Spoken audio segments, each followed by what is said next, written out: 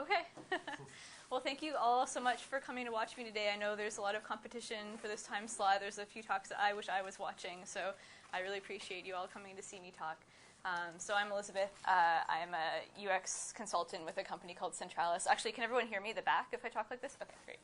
And my background and what kind of got me interested in color was I did a PhD in psychology before I started doing UX, and the topic of the PhD was very closely related to color perception.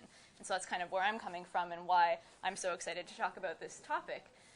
And so what I have for you here is this very pretty title slide. The reason why I chose this particular image is because it's actually one of Shakespeare's sonnets written in chromacons, so basically a color alphabet. So this is just kind of a cute image from a study that was done a while ago just to see how well people can read alphabets written in color, basically. It's just kind of I thought it was a kind of pretty, like almost abstract art sort of way to start things off. Okay, and so the reason why I'm here today is, I don't know about you guys, but when I go online and I look at UX-related blogs and publications, and I look for things about color, which is obviously something I'm really interested in, a lot of what I see is stuff like this. So things about, what colors mean, things like, what does the color of your logo say about you? Green is a productive color. Purple is for self-belief and confidence. These are kind of really weird ones. So green is a balsam for the eyes. It represents balance. And probably my favorite is, did you know every color has a meaning and a feeling? So when I look for color information online, at least in UX kind of publications, this is a lot of what I see. And there's nothing that's, it's not necessarily that this is bad. Some of these things could be true in some way. But what I find as someone who's consumed a lot of kind of scientific research about color is that that's what's really kind of like lacking out there. I don't see a lot of kind of evidence-based, bits of information about color kind of out in the UX world. And so this kind of stuff, as I said, not necessarily bad. There are some, kind of different examples where this could be sort of not a big deal, and examples where it could be more of a big deal. Just in general, one of the reasons why I wrote this talk is I just want everyone to be aware that, the pop psychology information about color that we consume quite a lot of often has little to no basis in research. And so one example that's kind of silly and that, probably isn't such a big deal. So this is an article, what color emotion does your front door evoke? And so the idea here, I think, is that, they're saying that orange is associated with being friendly and cheerful and confident, and purple with being creative and wise and imaginative. And so the idea being that maybe if you have a yellow door, people will walk through being more optimistic, and if you have an orange door, people will be more cheerful and friendly. But there's actually no research to back this up quite at all. These are just kind of these stereotypical associations we have between different colors and different sorts of feelings or emotions. And so when you think about what kind of emotion your front door actually evokes based on its color, probably none. People are probably not walking into your house feeling very differently depending on what color door you have. But these examples, some of them are kind of silly and cute like this, and some of them are not so silly. So here's an example from, I think it was Shopify's UX blog. So I'll read it out. So another neat example has to do with the color pink, which is thought to have calming effects on the perceiver. According to research published in the Journal of Orthomolecular Psychiatry, scientists discovered that when a person sees pink, it slows people's endocrine systems and relaxes tense muscles. In other words, it can be quickly associated with the word relief. And so one thing that I thought was interesting about this, and you don't see very often, is they actually link to the research, which is something you don't see too often. And I was like, okay, good, points for them for linking to the research. So I decided to actually go and look at the research article. It's available at pretty much any library probably. And I started digging into the research. And it turns out that what they've written here is actually not true. So if you dig into the research, it says the results of this study do not support the contention that pink lowers blood pressure or that it reduces strength, so relaxing muscles. So basically, they're trying to do something good here. They've, kind of summarized some research, provided a link to the original source. But then if you actually go and look at the original source, they've really misinterpreted what's going on here. So you just have to be really skeptical of the things you read online. And whenever there is primary source material, try to go kind of back into that and see if you can figure out if what people are writing is actually true or not. Okay. So there are a few different reasons why I think that knowing a lot about color and how people perceive color are important for us as UX professionals. So basically color carries a lot of communicative weight in what we do when we design. So just one example, color conveys a lot of meaning. So we often use colors to denote different areas of interface, and those different areas might have different meanings. One example, this was when I was traveling in Ireland. I was at an Airbnb house, and I was trying to figure out how to turn the hot water on in the shower. And so the shower would only make cold water, and I was really frustrated, and I was trying to figure out how to fix this. And I saw this switch, and it wasn't located in the shower. It was actually located kind of down the hall somewhere else, and it's just this kind of contextless, red switch with a red light. And I thought about using it to try to turn on the hot water because red is often used to indicate hot. But red is also often used to indicate, error or warning or things like that. And basically, if you see a red switch somewhere, we kind of learn not to do that sort of thing without asking first. And so I ended up asking the owner. I called them up, and it turns out, yes, that was the hot water switch. But here's an example just basically of us using color to convey meaning. And in this case, this color had multiple meanings, and I wasn't really sure which one was the appropriate one to associate with it here.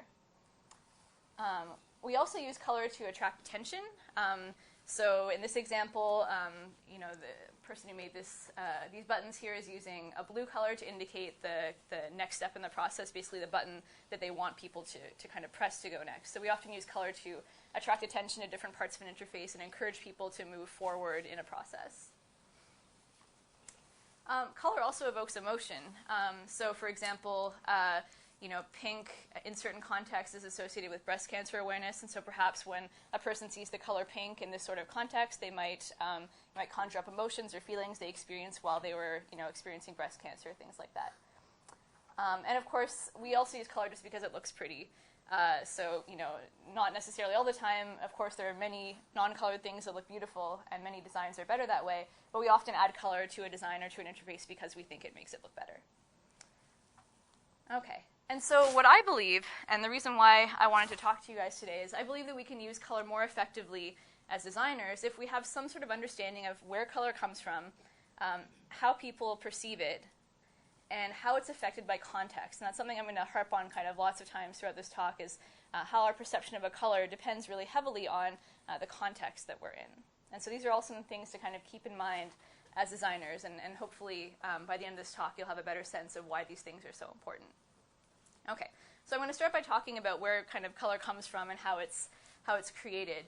And the way I'm going to start talking about color is actually by talking about sound. So are you guys familiar with the saying, if a tree falls in the forest and there's no one around to hear it, does it make a sound? Yeah. Okay. And so the idea here is that when a tree falls in the forest, it produces auditory waves, and these travel through the air. They don't become a sound until there's a receiver around to hear it. Basically, until those auditory waves hit, our eardrum and hit the sensory organs inside our ear, it's just a sound wave, and it is not perceived as sound until there is a perceiver around to hear it. And I'd like to say the same thing about color. So if a tree falls in the forest and there's no one around to see it, does it make a color? And I would argue that no, it does not make a color until there's something around to see it. Basically, what I'm hoping to convince you of is that color is not a property of light.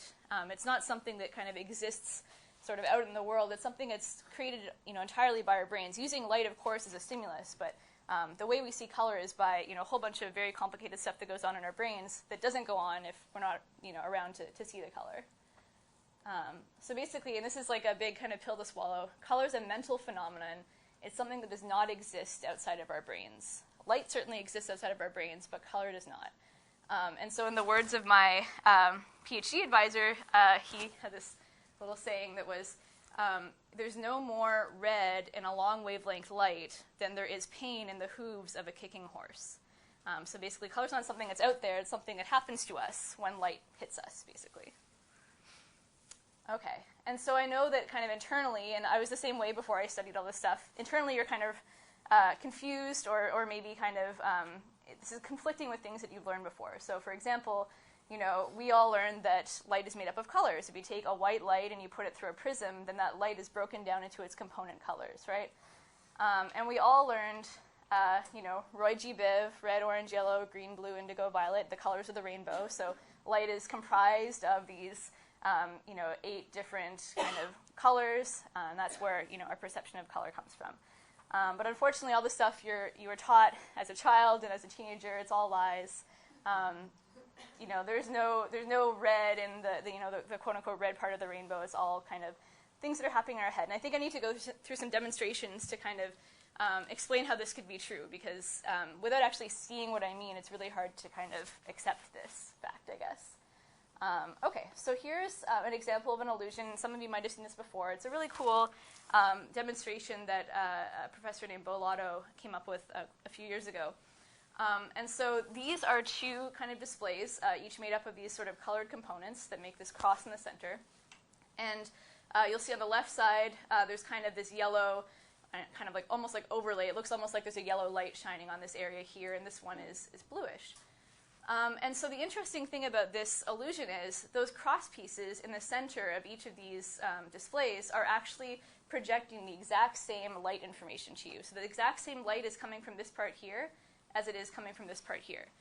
But probably you perceive those colors to be very different, right? So I perceive this one to be kind of grayish, maybe a slight bit bluish, and this one's kind of yellowish, right? And so what's going on here is that even though the light that's coming to our eyes from this cross piece here is the same, the context surrounding is very, very different, and that influences our perception of the color. And so what I can do is start to peel away the context and leave you with just that kind of centerpiece, and you'll see how it changes. So as I start to remove the context from those surrounding centerpieces, now they start to look very, very similar, right? They should look, basically identical, probably not perfect. Okay, so I'll bring it back, and by adding that context back in, now our perception of color changes, right? So if color were a property of light, if it were something that existed out in the world, then this light here should look the exact same as this light here, but it's not true. And I'll peel it away one more time just for fun. Okay, and so basically, what's important here is that it's not just color starts with light, but it's not determined by light alone, and it's context that plays a major role in determining the colors we perceive. So we have to pay attention when we're designing, not to just a particular color we want to use, but how those colors interact with each other to create a context, and how the perception of one color could be affected by other ones that are nearby. So here's another example of a similar sort of illusion. Nothing crazy going on yet. These two, ConveyUX and Conference, are both written in what should look greenish to you, and Seattle and Washington should both look kind of orangish. Nothing fishy going on here yet. And I'll start to add some context. So if I add a couple of colors to the background, they should still look basically, these two colors here, ConveyUX and Conference, should still look pretty much the same, maybe slightly different. And Seattle and Washington, again, should look pretty much the same, but maybe slightly different now. But what I can do is add in some more context in the form of stripes that go behind and in front of these different words. And you'll see that things start to look very different. So if I add in more context, now it looks pretty different, right? So again, ConveyUX and Conference are written the same. So if you can see there's these stripes overlaid, but if I were to take, light from that part here and compare it to light from that part there, they'd actually be the exact same light, but the words look very, very different, right? So again, ConveyUX and Conference written in the exact same PowerPoint font. I made this in PowerPoint, like nothing crazy. And then Seattle and Washington, again, written the same, but now they look very different. And I can kind of try to, kind of convince you even more, I suppose, by connecting. I've connected this part of the C to that part of the C down there, and you should see if you kind of try to follow that line that it's actually the same color, the same light. Okay, so just a couple of examples of how the physical context surrounding a color can affect your perception of that color. And physical context isn't the only thing that matters. What also matters is temporal context. So the color you see at one point in time can affect how you see subsequent colors at later points in time. And this is another cool example. Ooh, that came out very pixely. Well, hopefully it'll look good. So what I want you to do is stare at the cross in the center of the screen, and we'll have you stare for maybe 20 seconds or so. And so right now you're staring at this kind of colorful image, and what I'm going to do in a few seconds is I'm going to take it away and replace it with a black and white image, and we'll see whether you see that as black and white or whether you see that differently. So we'll give it a couple more seconds, keep staring, and then I'll switch it over, and keep your eyes in that center part of the screen when I switch it over. Yeah. Okay, good. Those are good sounds. Okay, cool. So hopefully what you saw was this now, probably now looks black and white to you. This black and white image looked colorful when you first saw it, right? And I'm going to do it one more time. And so the people who didn't see it the first time, just try to do the same thing again. The people who did see it and were already impressed this time cover one eye and only look at, so I'll switch it over, only look at the cross with one eye and keep the other eye covered. And then what I'll have you do when I switch over the image is to stay like that for a second or two, and then switch which eye you have open. So you'll, yeah, exactly. So you've got one eye covered, you're staring at it, and when I switch it over, you'll stay like that for a second or two, then switch which eye you have open. Okay, 1, 2, 3, keep looking, and then switch which eye. Wow. Yeah, so that's like a kind of secondary thing, not really related to the point of this talk, but it's another cool little thing. So basically what that's showing is that that particular illusion, that it's called an after effect or a negative after effect, it's something that's happening entirely in your eye. So it's something that's happening in your retina, which is basically your retina is considered part of your brain that exists in your eye. And so it's something that's happening right at the level of the eye. So it's not actually kind of like, that information is not kind of going up to your brain and giving you the perception there. It's something that's happening at such a low level that if you just switch which eye you have open, you lose the effect. Okay, so just a couple of examples of physical and temporal context and why they matter for color perception. Okay.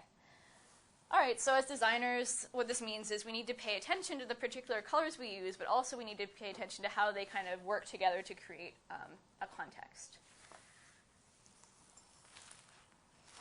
Okay, and so, I've talked to the beginning about how one of the things we use color for is denoting meaning, or, assigning meaning to different parts of an interface or an image. And so here I'm going to go through some examples of how we can take our knowledge of how color and colors interact and how that can contribute to the ways in which we design things. Okay, so this is an example. Okay, so this is the London tube map. Whether you've been to London or not, basically it's just their subway system. And there's a lot kind of going on here, sort of color-wise, right? So we have colors denoting different fare zones. There's the, white is zone 1, and there's green, zone 2, and it kind of goes outward from there. And then each of the different subway lines is also given a different color. And so there's quite a lot going on here. You look at this, and, you're expected to be able to figure out, which line you're on. You're supposed to be able to follow, different lines, different places. And it's just interesting to see how these different colors interact with each other. And when the person who designed this map designed it, they, hopefully, tried to keep in mind how different colors look in relation to each other. And one place where this kind of doesn't work as well is, there's the River Thames running through the map, and there's a light blue line that's running over that. And so you can see, if you're looking at this from far away, or maybe you had low vision or something like that, you could see that, having, one light blue line and another light blue line crossing it could potentially be not such a good thing. And we've actually, at Centralis, where I work, we do a lot of usability testing. We did a cool project for Chicago's Regional Transportation Authority, so the L trains and the buses and the commuter trains. And we did find that people had trouble following lines on a subway map when those lines were similarly colored. So they'd be, we'd ask them to show us how they would take a certain bus to get to a certain place, and maybe they would be kind of using their finger to follow along the different lines. And one place where they got really tripped up was with these lines down here with kind of similar greenish-blue colors. They would follow them around and then accidentally switch over to the other ones. So they'd end up, they would have ended up waiting at the wrong bus stop, basically, if they had, mistakenly followed the wrong line because of their colors being so similar. And so this, of course, could be a problem if you're trying to catch a bus, and, it's certainly something we don't want to have happen to anybody, but you could imagine there'd be situations where it could be more significant. So, bomb tech nightmare, cut the plum wire, not the midnight blue wires. Discriminating between colors is very important, especially in situations where there could be safety issues involved.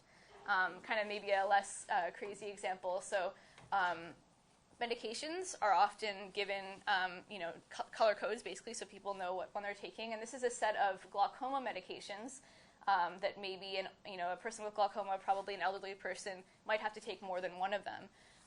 And so they're denoted with different colors. And you can see there's a few that are blue color, right? These look almost identical to me, at least. The light green teal, and there's yellow or light blue. There's also a dark blue. And so using different colors to denote meaning when something like medication, it could be fine, but you have to have some sort of sense of the population you're designing for and what sorts of limitations they could have, accessibility-wise. So, for example, about 35% of people over the age of 60 have some sort of measurable difficulty seeing the color blue.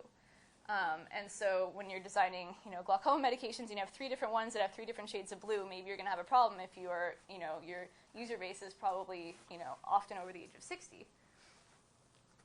There's also color blindness, right? So approximately 8% of men and 0.5% of women are colorblind, and I'm going to go through some different strategies in a few slides about how we can design better for them. But basically, these are 2 kind of segments of the population that when it comes to designing with color, people don't really, it's like they pay lip service to it, but they don't often do the legwork that it takes to actually make things accessible to them and really take their needs into account.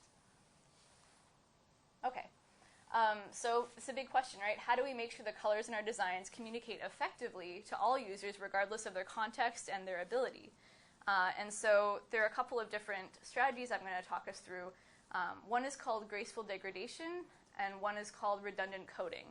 And so graceful degradation, a good example of that is actually the laser pointer that I'm using, which is green, which is kind of unusual. I think that it's more common to see them red, right? I think green ones are sort of a newer thing.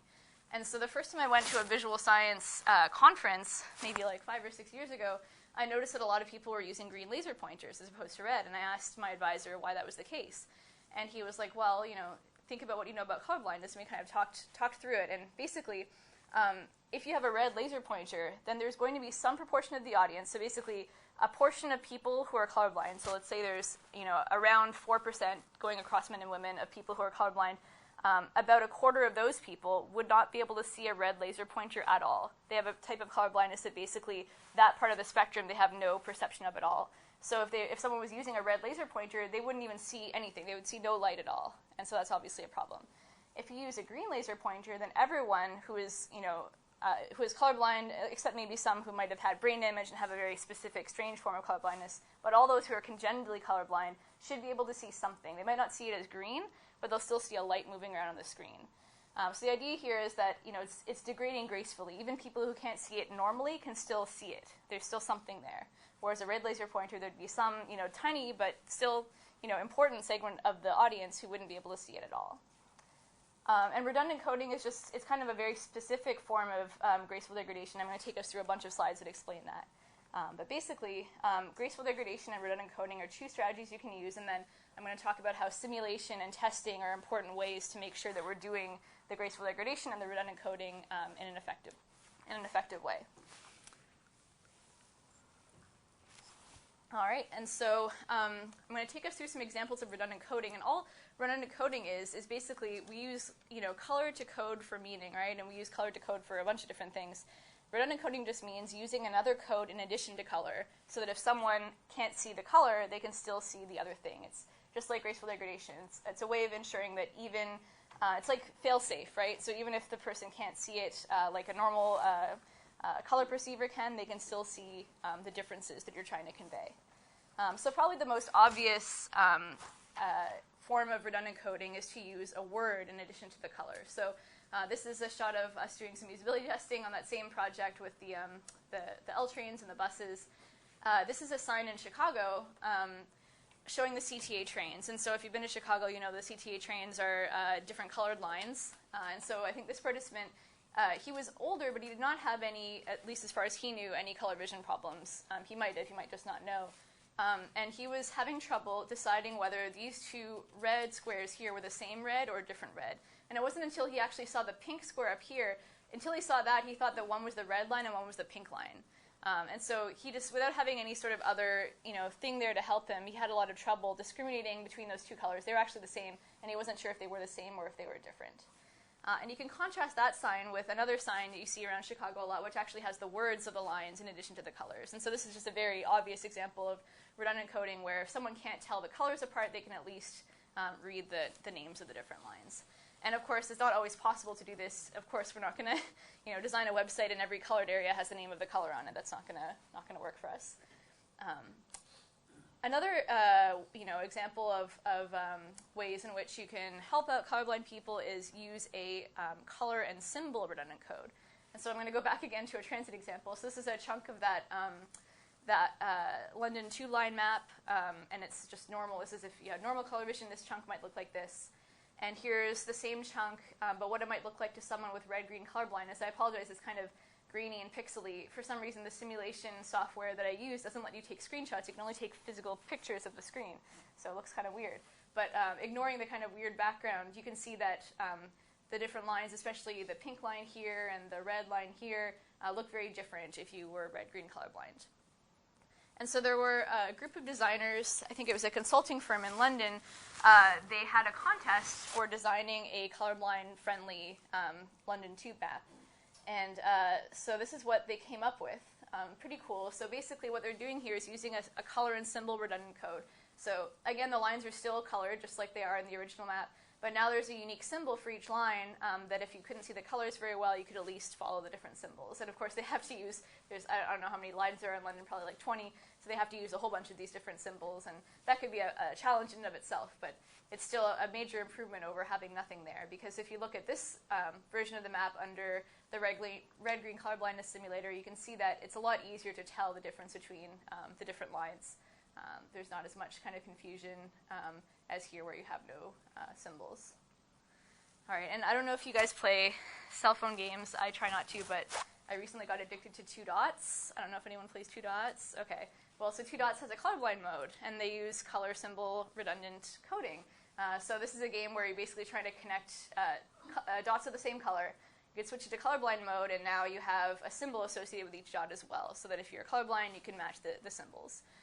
So it seems like that's the sort of thing that apps are doing more and more these days, having a sort of colorblind mode, which sometimes they use this sort of redundant coding, sometimes they change the particular colors they use throughout the app, but it's a kind of nice direction to see that people are taking. Okay, and so we can't always, I talked about using words as redundant code, now symbols, and again, this is not something we can always do. And so another kind of more subtle, like tricky way to redundant code is to code color and brightness. And so here's an example. This is the MSN Spectra visual newsreader. And so what they've done is across the top they have different categories of news, like sports and travel and tech. And then once you click on one of these categories, it pops out with kind of subcategories down here. And so what's interesting is the way they're representing these subcategories is different levels of brightness, right? So the ones at the top are the biggest, they're the darkest, and I think that's supposed to denote the biggest categories, the most popular ones like NBA and NFL. And as you move down, like fan zone is down here, and like mixed martial arts, so things that are maybe less popular. So it's kind of a gradient of popularity that it's associated with a gradient in brightness. And so the way this thing works is you kind of pick what categories you like, and they sort of float around in your screen, and you can grab particular articles, and it's kind of a fun little visual news thing. And so I mentioned that color and brightness can be a redundant code. This is because it's a lot more complicated than I'm going to explain it, but basically color and brightness are processed in different pathways in our brain, and so people who have color perception problems tend to still see differences in brightness the same way as anybody else would. And so the way you can check to see if this will be the case for your website or your interface, whatever, is by you just have to simulate your screen under grayscale. So if I simulate this under grayscale, you can see that at the top things aren't doing so well, right? Using different colors to denote the categories, it's pretty hard to tell the difference between different things. But what is working well is this brightness gradient they're using over here. And so basically what you can do is you can just simulate your website under grayscale, and if it's easy for you to tell the differences between different things on your website, then it will be okay for colorblind people as well. Not necessarily going to be amazing, but at least they'll be able to tell the differences. So that's just one kind of quick and dirty check you can use to see if your website will be usable by people who have color perception problems. Okay. All right, so some strategies to estimate color accessibility, checking a grayscale version, as I mentioned. Simulating the colorblind experience. So I mentioned that I use simulation software. There's a lot of free places you can go. Just Google colorblind simulator, and you can download some things to check different websites. It's really easy. One that I didn't really mention, and this applies to colorblind people as well as people with normal vision, is to view your design on different devices. Different devices output color in different ways, and something that looks one way on Android might look differently on an iPhone or whatever. They're not going to be major differences, but it's still worth checking. And of course, as a usability tester, I recommend that you test with colorblind users, especially if you're working on something for the government or something where accessibility is really key. Okay, and so I'm going to have to move through some things pretty quickly. Okay, so we use color for more than just telling the user the meaning of different parts of an interface. We also use it to direct people's attention around an interface and communicate priority. And so this is George R. R. Martin's website. It looks like it was made in like 1993, but it's actually from 2012. And you can see that in terms of using color to direct your eye around the site, it's not doing a very good job. It's really hard to tell what's high priority and what's not. Aside from this area here, this is next appearance, you know, there's like a bunch of different categories. Everything's in light or dark purple. It's really hard to tell where you should look. And kind of keeping with the same sort of genre, I guess, this is J.R.R. Tolkien's website. Looks a lot more modern. And here they're using color more effectively. So there's, you know, this dark teal area that's kind of like the carousel or splash image or whatever. They're using gold for kind of high priority things and for the call to action, and they're using kind of dark gray for the menu items. So basically, you know, this is a more effective example of using color more effectively to denote different areas of priority in an interface. And especially speaking of the call to action, this is obviously something that most of us are very concerned about. And a lot has been written on which color is best for drawing attention to a call to action button. And in particular, there's been a lot of studies recently, or at least I found a lot recently, talking about whether red or green is the best color to use for your call to action. And so I'm just going to kind of pick apart these studies a little bit. So this is an example of a website for CareLogger. I don't really know what they do, but they have this green call to action button, and they were curious to see whether if they changed it to red, whether you know, more people would sign up. And it turns out that, yes, 72% increase in conversion rate with the red call to action button. Wow, pretty amazing, right?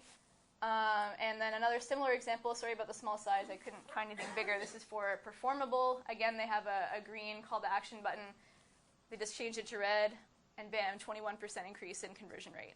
And so all these blog posts I was reading was like, oh, wow, red's the best thing ever. We should always use red. It's the great color for call to action. But if we stop and think about context and how context affects color perception, you know, if you take a step back, you know, does this mean that red's always the best choice for directing people to calls to action? Not if we take context into account. So if we look back at CareLogger, this green call to action is embedded in a page with a lot of other green things. There's green in the title, there's a green button here, there's green down here. Compared to that, red stands out quite a bit. So there's one other red thing on the page, but that's pretty much it. And again, if we, okay, so I don't have the other example, but basically, you know, if you embed a red button in a page with a lot of green, then, you know, the red is going to stand out. So basically, it's not that red or green is a better color for call to action. You have to take into account the other colors that are on the screen. And so, for example, this is the Boston Celtics store website, and so there's obviously a lot of green because it's the Celtics. And so maybe here a green call to action wouldn't be so great. There's a whole bunch of green stuff on here, and it's hard to tell, you know, what's important, what's not. But maybe a red call to action would be great here. And you contrast that with the Chicago Bulls. Here, a red call to action probably wouldn't do so well because there's a whole bunch of red already on the screen. But a green call to action might do really well. I don't know if you guys have played the game Sequence. It's a game where basically you're given you and your teammate are given a set of colored circles, and the goal is to build a row of 5 colored circles first, and to prevent your opponents from building a row of 5 colored circles before you do. And it's more complicated than that. But basically, if you ever play this game, you definitely want to be the red team because there's a lot of other red things on the board. And so when it comes to being aware of what's going on the board and trying to block your opponents from you know, completing their sequence of 5, if you're the red team, you're going to do pretty well because it's actually really hard to pay attention to these red things when there's a lot of other red things on the screen. So I played with my brothers over the holidays, and I found out that I realized that, you know, my one brother who was the red team was doing very, very well, and I was suspicious, so I switched with him, and then suddenly I started doing a lot better. He's also 11, but... all right, okay, so context is more than just what's out in the physical environment, which is what I've talked about so far. We also have a kind of personal context that can influence how we interpret colors. And so, you know, for example, here's a bunch of words that are associated with the color red, you know, love, charity, devotion, compassion, you know, these sorts of things. We also hear about associations between colors and ideas in different cultures. So, you know, in China, red might symbolize celebration and luck, but in the United States, it might be more like stop or danger, that sort of thing. So, we kind of are taught to take into account these cultural differences as well as these associations we have, in our culture. And personal context can be kind of abstract like this, but can also be really personal. And so I wanted to take us through a fun study done on the rivalry between Stanford and Berkeley. I don't know if anybody here is from either of those institutions.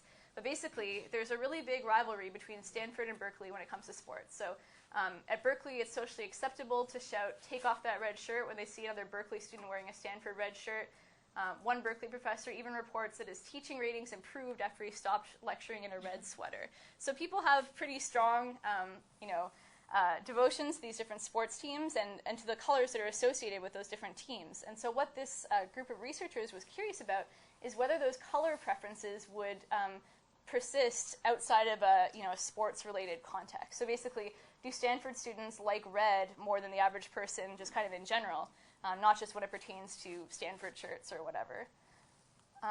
And so what they did is they had students come into their lab and rate their preference for 40 colors. And this was just a very simple, often for psych classes you have to do a couple of studies to get credit. You come in, you're just shown a bunch of colors, and you give ratings for, how much you like each color. And they probably had them do other kind of distractor tasks as well.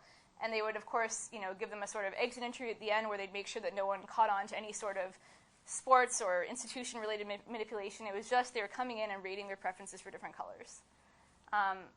And of course, included in those colors were, Stanford red and white and Berkeley navy and gold.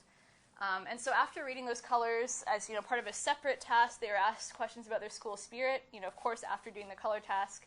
And so let's take a look at what they found. So I'm going to plot, so for the Stanford students on the left and the Berkeley students on the right, people's color preferences from low to high for those Stanford and Berkeley colors. So Stanford students really liked red and white, so I'm using the red bar to show both Stanford colors and the blue bar for both Berkeley colors. So Stanford students love red and white and dislike blue and gold, and Berkeley students love blue and gold and dislike red and white. And this is totally, they didn't catch on to the manipulation. So we prefer your own school colors to your rival school colors. And really cool is the effect was greatest for the students who had the strongest emotional investment in the rivalry. So the students who were super pro-Stanford and really, really hated Berkeley, also really, really loved red and really, really, hated blue. Probably didn't hate it. These are probably actually pretty small differences. It's not like you hate blue. It's just relative to the general population, you might like it a little bit less. Okay, so color preference is really malleable. It can be pushed around by people's feelings towards a social institution, maybe even a brand. Who knows, maybe, and they might have done this study, I don't know. Maybe people who love Coke also love red, and people who love Pepsi also love blue. Same with, the websites for these different products. And it gets even crazier. So this is a study that shows that preference for a particular color combination can change simply based on your recent exposure to that color combination. So in this study, people came in and they viewed a stream of colors. They sat in front of a computer screen, and one by one, each of these colors would appear. And I think they just had to do a distractor task where they had to say whether it came from the left side of the screen or the right side of the screen, just to make sure they were paying attention. So they watched this for an hour, some crazy amount of time, one color at a time. And then later, one thing that they didn't know is that the colors were secretly arranged in triplets. So, for example, after yellow always came red, always came pink. Or after green always came blue, always came, light yellow, whatever that color is.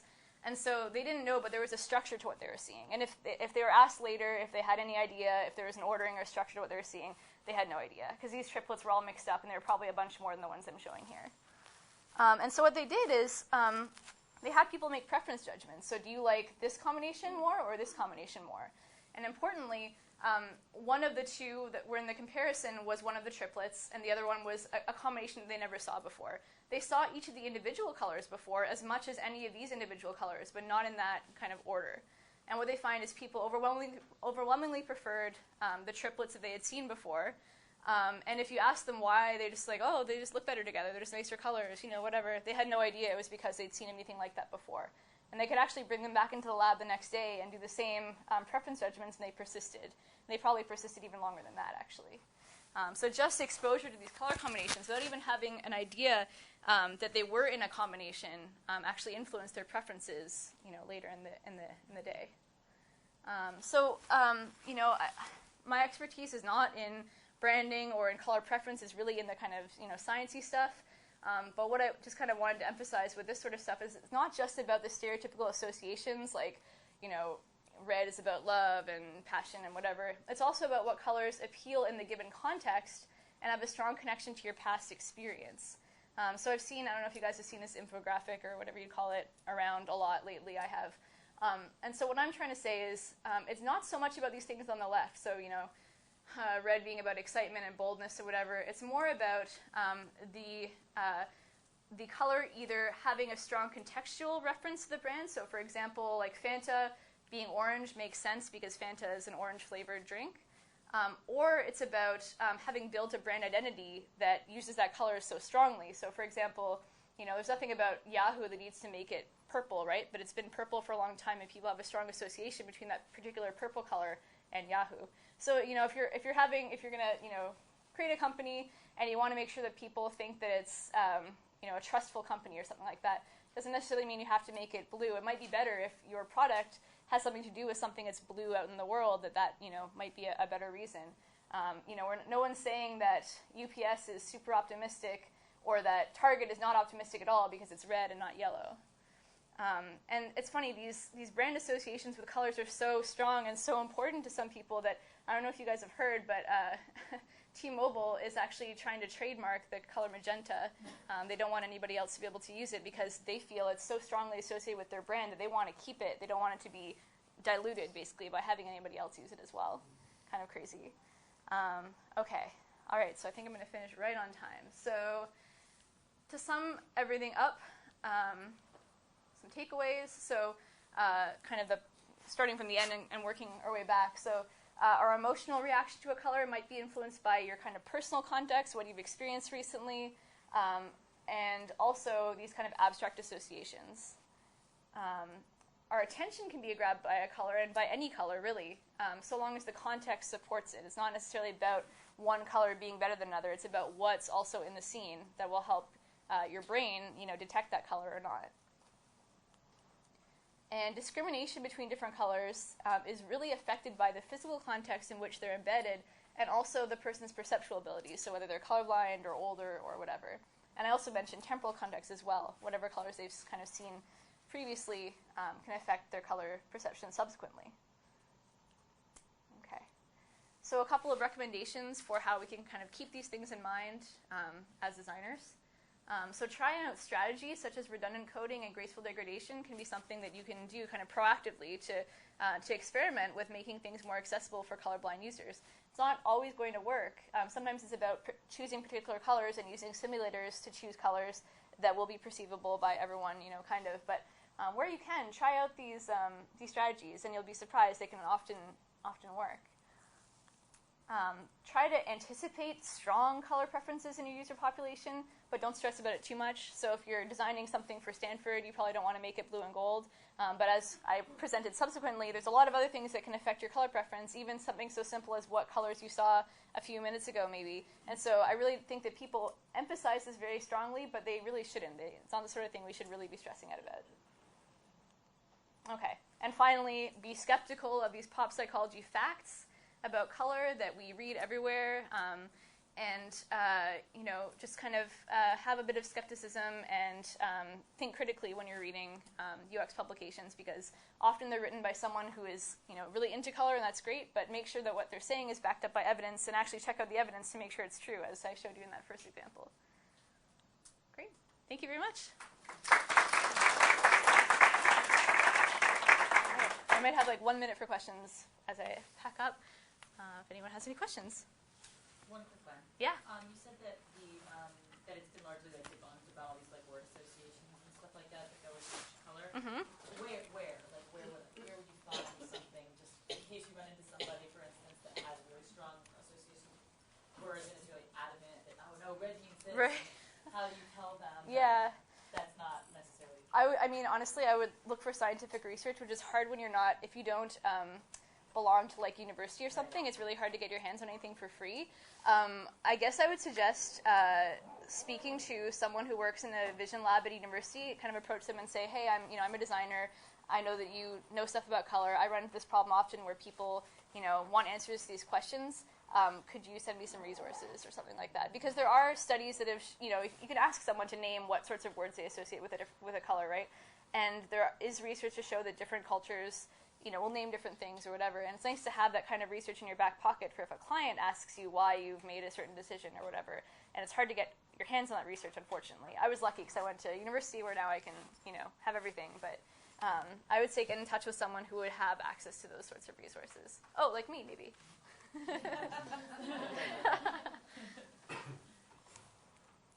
All right, I'll be around for the next few days. Please come talk to me.